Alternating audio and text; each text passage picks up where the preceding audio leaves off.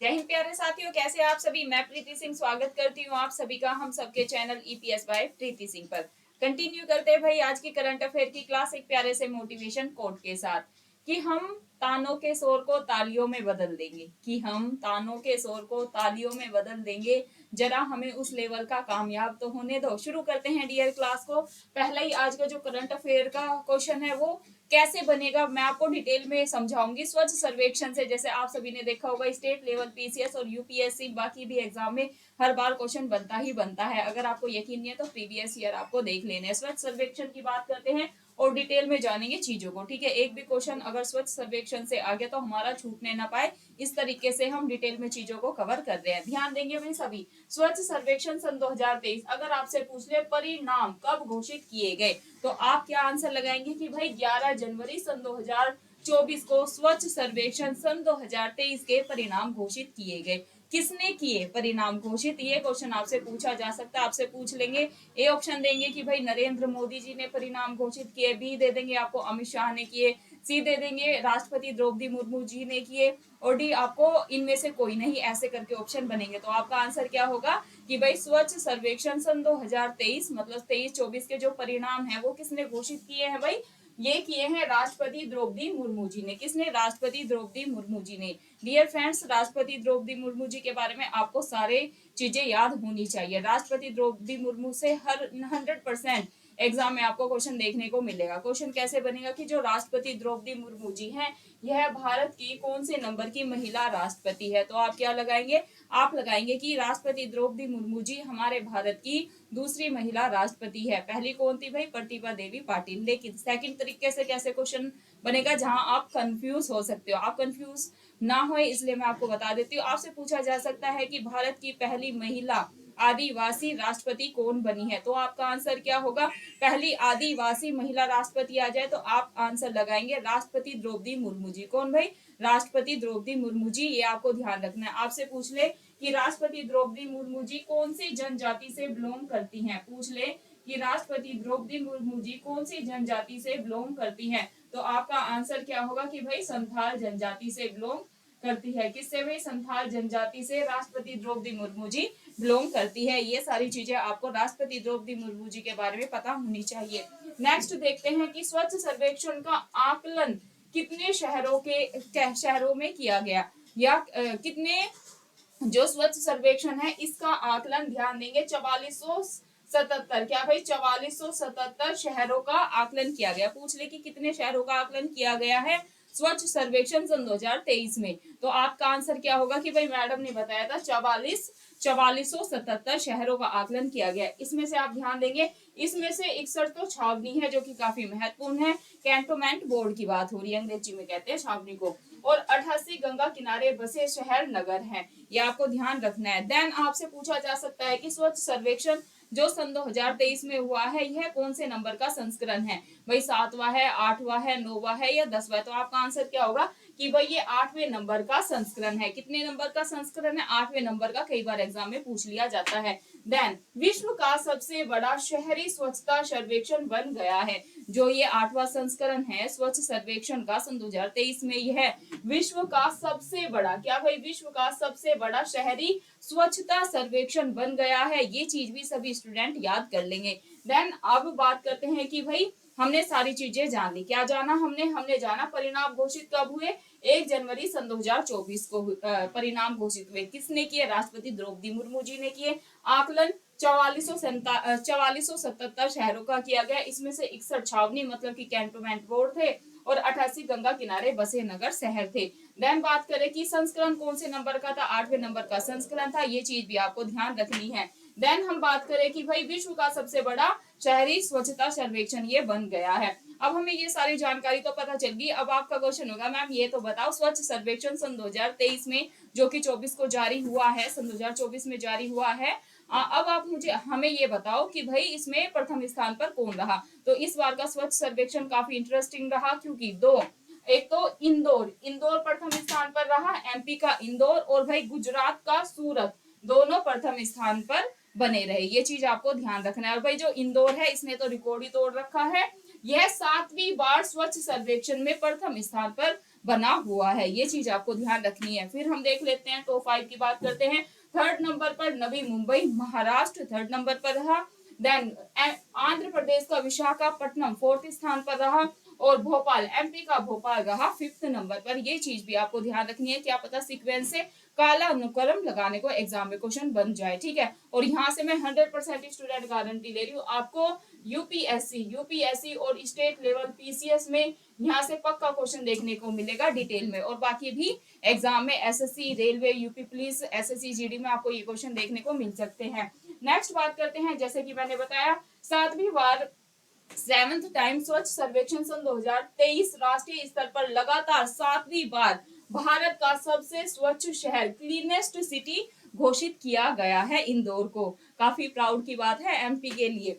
Then अब बात करते हैं भाई, नेक्स्ट पे आ जाते हैं, जो टॉपिक है हमारा नए संसद भवन की बात कर लेते हैं। काफी चर्चा में बना हुआ था, आगामी एग्जाम में आपसे यहाँ से भी क्वेश्चन बन सकता है। तो अभी हम भाई महत्वपूर्ण टॉपिक को कवर कर रहे हैं, ठीक है। और जो मैं चीजें करा रही हूँ 100% आपको यहाँ से क्वेश्चन देखने को मिलेगा। 17 मार्च को एग्जाम है ना अपना यूपीपीसीएस का। आप खुद आके मुझसे कहेंगे कि मैम जो चीजें आपने करंट अफेयर में कराई डिटेल में, वहीं से हमारे क्वेश्चन फंसे हैं। तो सभी बच्चे ध्यान पूर्वक क्लास को देखेंगे और बिल्कुल भी 1 मिनट के लिए भी कक्षा को स्किप कोई भी बच्चा नहीं करेगा, ठीक है भाई। अब बात करते हैं नए संसद भवन के उद्घाटन की। किसने किया भाई? नए संसद भवन का उद्घाटन किसने किया? तो पीएम नरेंद्र मोदी जी ने किया। किसने किया भाई? पीएम नरेंद्र मोदी जी ने किया। अब आपको सेकंड क्वेश्चन पूछ सकते हैं कि नए संसद भवन का उद्घाटन कब किया गया था। ए ऑप्शन दे देंगे 28 मई सन 2023 में, बी ऑप्शन दे देंगे 28 जुलाई सन 2023 में, सी ऑप्शन दे देंगे 29 जुलाई। ऐसे करके ABCD ऑप्शन दिए हुए होंगे, तो आपका ध्यान बस इस पे होना चाहिए, याद कर लेंगे। नए संसद भवन का उद्घाटन भाई 28 मई सन 2023 को किया गया था। कब? 28 मई सन 2023 में नए संसद भवन का उद्घाटन कर दिया गया है। किसने किया है? पीएम नरेंद्र मोदी जी ने किया है। ये चीज आप ध्यान रखेंगे, ध्यान देंगे भाई। इस अवसर पर पीएम नरेंद्र मोदी जी ने 75 रुपए का, कितने भाई? 75 रुपए का सिक्का जारी किया है। कितने का? 75 रुपए का सिक्का प्लस स्मारक टिकट भी जारी किया है। पूछ लेंगे पीएम नरेंद्र मोदी जी ने नए संसद भवन के उद्घाटन के अवसर पर कितने रुपए का सिक्का जारी किया है भाई? 25 का, 75 का, 35 का, ऐसे ऑप्शन दिए हुए होंगे। तो आपको ध्यान क्या रखना है कि भाई 75 रुपए का सिक्का जारी किया है और प्लस में डाक टिकट भी जारी किया है। क्या भाई?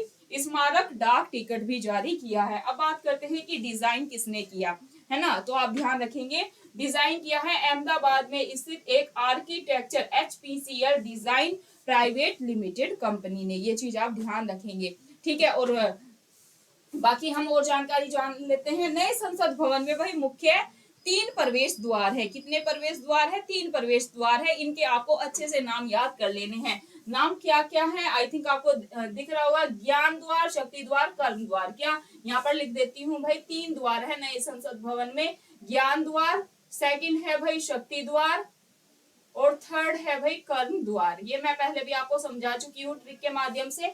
और फिर मैं जो नए नए बच्चे जुड़ रहे क्लास में उनको भी ट्रिक के माध्यम से समझाने का प्रयास करती हूँ। आप याद कैसे करेंगे? एग्जाम में पूछ ले कि नए संसद भवन में कितने द्वार है, 4 द्वार है, 3 द्वार है, 2 द्वार है, ऐसे करके क्वेश्चन बनेगा। तो आपका आंसर क्या होगा कि भाई नए संसद भवन में हमारी मैम ने बताया था 3 द्वार है। आप इसको ऐसे भी कनेक्ट कर सकते हैं कि भाई आकृति से भी अगर क्वेश्चन पूछ ले कि नए संसद भवन की आकृति कैसी है, तो आपको आंसर लगाना है कैसी है भाई? त्रिभुजाकार है। कैसी है भाई? त्रिभुजाकार है आकृति। तो इसमें आप ऐसे ध्यान रख सकते हैं कि भाई त्रिभुजाकार है तो 3 ही द्वार होंगे। कौन कौन से भाई? ऐसे लगा ले, ये ज्ञान द्वार, ये कर्म द्वार, ये शक्ति द्वार। ऐसे आप रिलेट करके ज्यादा लंबे समय तक याद कर पाएंगे। अब आप ज्ञान, शक्ति, कर्म को कैसे रखें? क्या पता चौथा ऑप्शन दे दे कि इनमें से द्वार नहीं है, तो नहीं है को कैसे फाइंड आउट करेंगे? जब आपको ये पता होगा कि भाई ये द्वार है, नए संसद भवन के नाम यही है। अब आप ट्रिक से माध्यम से इसे पढ़ने का प्रयास करेंगे। कैसे? कि भाई ज्ञान है, शक्ति है, कर्म है। कि भाई जब हमें नॉलेज होती है ना, ज्ञान होता है, तभी तो हमारे पास पावर आती है। जितनी नॉलेज होगी उतना ही ज्यादा आप पावरफुल बनेंगे। तो ऐसे याद कर सकते हैं कि भाई ज्ञान अर्जित करना बहुत जरूरी है, क्योंकि उससे हमें क्या मिलती है? उससे हमें शक्ति मिलती है। फिर इंसान जब तर्क वितर्क करने लग जाता है तो वो किसी के सामने भी नहीं झुकता है। ये चीज आपको ध्यान रखनी है कि भाई ज्ञान अगर नॉलेज होगी तो आपके पास पावर होगी, ठीक है। और जैसे कि एजुकेशन या नॉलेज को सबसे बड़ी पावर भी माना गया है, तो ऐसे रिलेट करके याद करें, फिर कर्म, ज्ञान शक्ति, ज्ञान से क्या भाई शक्ति आती है, और शक्ति जब आ जाती है, ज्ञान और जब शक्ति हमारे पास होती है तो हम अपने कर्म सुधारते हैं, समाज सुधार करते हैं, हम समाज में अपना योगदान दे पाते हैं। तो क्या भाई हम अपने कर्मों को अच्छा बनाने की कोशिश करते हैं। ऐसे रिलेट करके याद करेंगे तो कभी नहीं भूलेंगे। अब बात करते हैं कि भाई जो नया संसद भवन है यह कितने मंजिल का है, कि भाई ये कितने मंजिल का है नए संसद भवन का। मैम ने ये तो बता दी कि भाई ये कैसा है, यह त्रिभुजाकार है। कैसा है भाई, यह त्रिभुजाकार है, ये तो हमें पता चल गया। मैम ये भी बता दो, क्या पता ये पूछ ले एग्जाम में कि नया संसद भवन कितने मंजिल का है। तो सभी बच्चे ध्यान देंगे कि नया संसद भवन है भाई 4 मंजिल का। कितने मंजिल का है, 4 मंजिल का है नया संसद भवन। ये चीज भी आपको अच्छे से माइंड में बैठा लेनी है। अब ये सारी चीजें हमारे क्लियर होगी। अब हम ये जानते हैं कि भाई जो नया संसद भवन बनकर तैयार हुआ है इसमें लोकसभा की कितनी सीटें हैं और राज्यसभा की कितनी सीटें हैं, मतलब कि कितने सदस्य बैठ सकते हैं। ध्यान देंगे भाई, लोकसभा की अगर आपसे सीट्स पूछ ली जाए तो आप लगाएंगे 888। कितनी भाई, LS लिख लेंगे सामने और लिख लेंगे 888। कितनी, 888 है। 888 है लोकसभा की, ज्यादा है ना, लोकसभा में ज्यादा सीट्स हैं, तो ऐसे आप याद कर लेंगे कि 888 है। अगर RS की बात करें, मतलब कि राज्यसभा की बात करें, तो इसमें कितनी है भाई, 384 सीट्स है। कितनी है, 384 इसमें सीट्स हैं। एग्जाम में क्वेश्चन पूछा जा सकता है स्टेटमेंट में करके। अब भाई हमने नए संसद भवन के बारे में सारी जानकारी जान ली। अब हम नेक्स्ट टॉपिक पे मूव होते हैं, नारी शक्ति वंदन अधिनियम के बारे में बात करते हैं। किसके बारे में, नारी शक्ति वंदन अधिनियम, काफी चर्चा में बना हुआ था, एग्जाम में क्वेश्चन बन सकता है। ध्यान देंगे भाई सभी बच्चे। 19 सितंबर सन 2023 को महिला आरक्षण विधेयक को संविधान के 128वें संशोधन विधेयक सन 2023 के नाम से लोकसभा में भाई प्रस्तुत किया गया था। फिर क्या हुआ, 20 सितंबर सन 2023 में विधेयक को लोकसभा के द्वारा पारित कर दिया गया था। फिर 21 सितंबर सन 2023 में राज्यसभा ने भी इसको क्या कर दिया भाई, पारित कर दिया। देन 28 सितंबर, ये डेट काफी महत्वपूर्ण है, सभी बच्चे माइंड में बैठा लेंगे। 28 सितंबर सन 2023 को राष्ट्रपति की स्वीकृति प्राप्त करने के बाद यह विधेयक संविधान के 106वें संविधान संशोधन अधिनियम सन 2023 के रूप में अधिनियमित हो गया है। आपसे एग्जाम में पूछ सकते हैं कि लोकसभा द्वारा नारी शक्ति वंदन अधिनियम को कब पारित किया गया, तो आप आंसर लगाएंगे 20 सितंबर सन 2023। फिर पूछ ले राज्यसभा में कब पारित किया गया, तो आपका आंसर क्या होगा कि भाई 21 सितंबर को राज्यसभा ने भी पारित कर दिया था। फिर क्या हुआ भाई, राष्ट्रपति जी ने इस पे हस्ताक्षर कर दिए, मतलब कि अपनी स्वीकृति दे दी, और ये क्या बन गया भाई, संविधान के 106वें संविधान संशोधन अधिनियम सन 2023 के रूप में ये अधिनियमित हो गया है। ये सारी चीजें आपको याद कर लेनी है। महिला आरक्षण विधेयक अमृत काल में नए संसद भवन में पारित होने वाला भाई ये कैसा विधेयक है, ये पहला विधेयक है। ये चीज भी आपको ध्यान रखनी है। नेक्स्ट हम देखते हैं, इस विधेयक के पारित होने से विधायिकाओं में, पूछ ले विधायिकाओं में महिलाओं को न्यूनतम कितने % आरक्षण की अनुमति दे दी है, तो ध्यान देंगे 33% भागीदारी सुनिश्चित हो गई है। अगेन ध्यान देंगे, इस विधेयक के पारित होने से विधायिकाओं में महिलाओं की न्यूनतम 33% भागीदारी सुनिश्चित हो गई है। अब कुछ इंपोर्टेंट फैक्ट्स को जान लेते हैं, महत्वपूर्ण तथ्यों को जान लेते हैं, जहां से एग्जाम में क्वेश्चन बन सकता है। संविधान में 106वें संविधान संशोधन अधिनियम सन 2023 के माध्यम से संविधान के अनुच्छेद 239 क्या भाई 239 में संशोधन किया गया है। अगर पूछ ले कि किस में संशोधन किया गया है, तो 239 में संशोधन किया गया है। अब आपको एक चीज और ध्यान रखनी है भाई, अपने कॉन्स्टिट्यूशन में अब नए अनुच्छेद को ऐड किया गया है। ये तीन अनुच्छेद कौन से हैं, इन पर भी आप गौर फरमाइएगा। देखिए 330A, क्या भाई 330A अनुच्छेद को शामिल किया गया है, 332A को शामिल किया गया है, और 339A को शामिल किया गया है। आपसे एग्जाम में डायरेक्ट क्वेश्चन पूछा जा सकता है। चलिए अब कुछ महत्वपूर्ण क्वेश्चन को कवर करने का प्रयास करते हैं। मैंने आपको ये पहले भी कराया है, 2-3 मैं आपको होमवर्क में क्वेश्चन दूंगी, और तो सभी बच्चों को क्या करना है, ऑफलाइन कमेंट करके आंसर करना है। भाई उत्तर प्रदेश का जलीय जीव किसे घोषित किया गया है, तो सभी बच्चे ध्यान देंगे, गंगा डॉल्फिन को। आपसे यह क्वेश्चन यूपीपीसीएस में 17 मार्च को पूछा जा सकता है। गंगा डॉल्फिन को ध्यान देंगे सभी बच्चे यहाँ पर। गंगा डॉल्फिन को उत्तर प्रदेश का जलीय जीव घोषित कर दिया गया है। नेक्स्ट क्वेश्चन पे आते हैं। देश की जाति आधारित सर्वेक्षण, देश में जाति आधारित सर्वेक्षण करने वाला पहला राज्य कौन बन गया है? आज से पहले जाति आधारित जनगणना नहीं हुई है, सर्वेक्षण नहीं हुआ है। यह करने वाला भारत का पहला राज्य कौन बन गया है? सभी बच्चे याद कर लेंगे, बिहार बन गया है। बीपीएससी बाकी भी एग्जाम में आपसे डायरेक्ट ये क्वेश्चन पूछा जा सकता है, काफी महत्वपूर्ण क्वेश्चन है करंट अफेयर का। नेक्स्ट क्वेश्चन देखते हैं भाई। महिला आरक्षण विधेयक सन 2023 में लोकसभा में कब पारित किया गया? क्वेश्चन है महिला आरक्षण विधेयक सन 2023 लोकसभा में कब पारित किया गया? ये है आपके होमवर्क का क्वेश्चन, जो कि मैं आपको समझा चुकी हूँ। अगर आपने धैर्य पूर्वक मेरी क्लास को देखा होगा तो इसका आंसर आप कर पाएंगे, क्योंकि क्लास में ही, आज की क्लास में ही इसका आंसर मैं ऑलरेडी बता चुकी हूँ। नेक्स्ट देखते हैं। किस राज्य द्वारा हर बच्चे के लिए अधिकार अभियान लॉन्च किया गया है? क्या है क्वेश्चन? किस राज्य द्वारा हर बच्चे के लिए अधिकार अभियान लॉन्च किया गया है? तो भाई ये लॉन्च किया है उत्तर प्रदेश सरकार ने। किसने? उत्तर प्रदेश सरकार ने लॉन्च किया है। क्या भाई? उत्तर प्रदेश सरकार ने यह लॉन्च किया है। अभियान का नाम याद रखेंगे। कौन सा अभियान है? हर बच्चे के लिए अधिकार, मतलब कि हर बच्चे को समान अधिकार दिए जाए। यह अभियान किसने लॉन्च किया है? उत्तर प्रदेश ने लॉन्च किया है। उत्तर प्रदेश पीसीएस का यह स्पेशल क्वेश्चन बन जाता है। आगामी जो एग्जाम होने वाला है 17 मार्च को आपको यह क्वेश्चन देखने को मिल सकता है। तो डियर फ्रेंड्स, यह थी हमारी आज की क्लास। तो सभी बच्चे बताइएगा आपको डिटेल में पढ़ के कैसा लग रहा है, और फटाफट कमेंट कर दिया करो।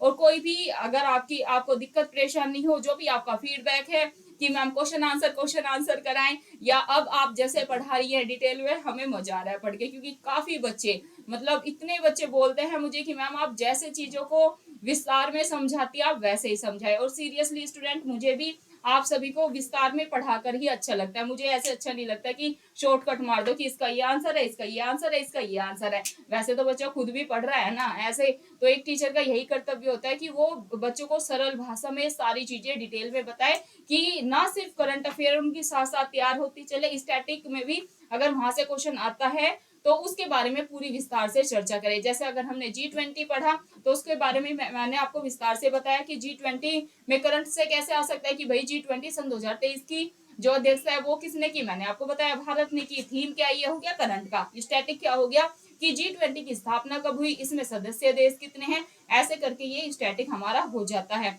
तो भाई हमारा टारगेट यही है कि ना सिर्फ करंट अफेयर को कवर किया जाए, बल्कि जब स्टैटिक आ रहा है तो उसको भी बच्चों को समझाया जाए। क्या पता वहीं से क्वेश्चन फंस जाए एग्जाम में, ठीक है। और भाई एग्जाम में एक एक दो दो नंबर से फाइट होती है। मैंने देखा है कि दो दो नंबर, एक एक नंबर से, पॉइंट से भी बच्चों के सिलेक्शन रुके हैं। तो डियर बताइएगा आपको पढ़ाने का तरीका कैसा लग रहा है, मजा आ रहा है पढ़ के? तो सभी को ऑफलाइन कमेंट जरूर करनी है। जो मैंने होमवर्क में क्वेश्चन दिया है सभी बच्चों को आंसर देने का प्रयास जरूर करना है। कल की क्लास में पहले उन बच्चों का नाम लिया जाएगा जिन्होंने आंसर देने का प्रयास किया है, फिर आंसर को बताया जाएगा और फिर आगे की क्लास को कंटिन्यू किया जाएगा। वीडियो अच्छे लगे, मैम के पढ़ाने का तरीका अच्छा लगे, मैम का एफर्ट अच्छा लगे, तो सभी बच्चे वीडियो को लाइक कर देंगे। हाथ जोड़ के डियर फ्रेंड्स यही रिक्वेस्ट है, प्लीज ज्यादा से ज्यादा वीडियो को शेयर करें।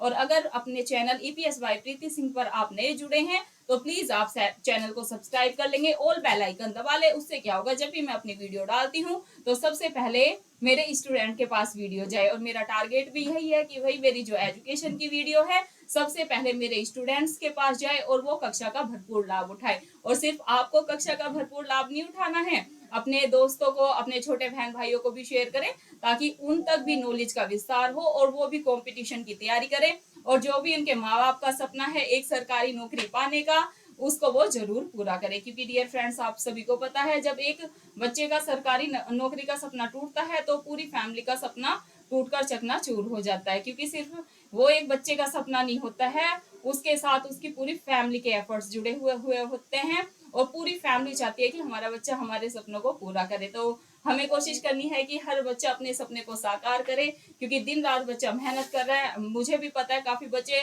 मुझसे बोल रहे हैं कि मैम आप टिप्पणी करो कि रो का पेपर लीक हो गया, तो डियर इसमें हम क्या कर सकते हैं। देखियो बच्चा सालों साल मेहनत करता है, गांव से आके कर्ज लेके जमीन जायदाद बेच के, यहाँ तक कि लोग अपने गहने भी गिरवी रख देते हैं, बेच देते हैं कि बच्चे को एक अच्छा इन्वायरमेंट मिले, बच्चों को कंपटीशन फील हो। वो दिल्ली में भेजते हैं अपने बच्चों को जैसे तैसे करके, उनका हर महीने का 5-6 हजार का तो रूम का ही खर्चा होता है, बाकी भी खाने पीने का 10 हजार रुपए। एक बच्चा अगर दिल्ली में आके सिर्फ सेल्फ स्टडी से तैयारी करता है रूम लेके, तो उसका खर्चा हो जाता है। बाकी अगर वो कोचिंग ले रहा है तो भाई 1-2 लाख रुपए उसके जेब में होने चाहिए, तब वो दिल्ली आके अपनी तैयारी कर पाता है। बच्चे 2-2 3-3 साल से इस एग्जाम की तैयारी कर रहे थे, लेकिन फिर रो का पेपर भाई लीक हो गया है। तो आयोग को इस पर सख्ती बरतनी चाहिए, मैं तो यही रिक्वेस्ट करूंगी, और ट्वीट वगैरह भी कर ही रहे हैं।